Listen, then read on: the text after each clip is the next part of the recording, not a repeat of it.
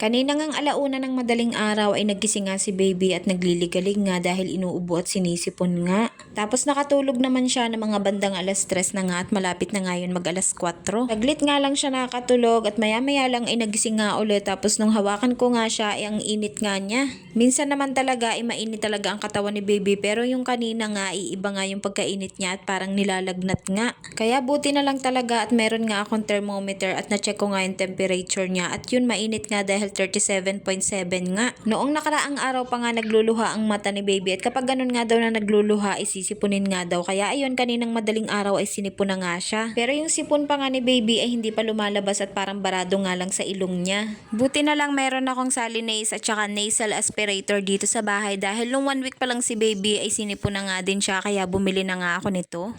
At alam nyo ba mga mina, napakalaking tulong talaga ng dalawang ito kay baby. Pero nung 1 week pa nga lang si baby na sinipon ay hindi naman siya maligalig at saka nakakatulog naman siya ng maayos. Hindi nga kagaya ngayon na nahihirapan talaga siyang makatulog tapos nagliligalig pa at nilagnat pa nga.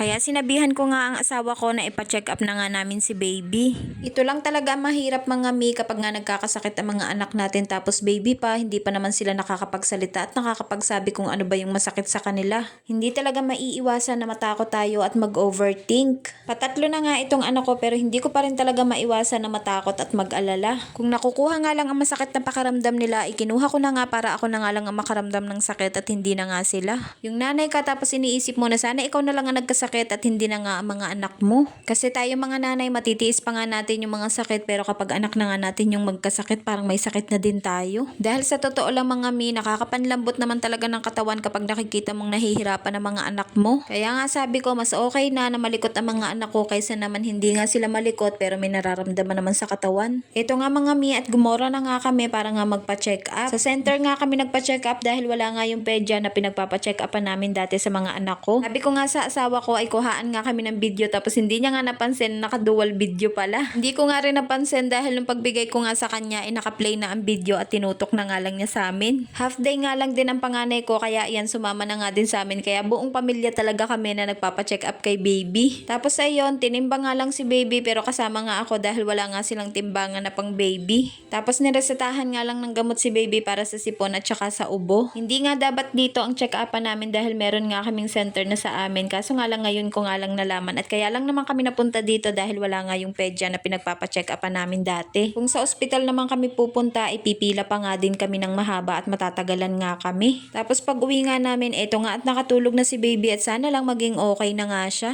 Yun lang, salamat po.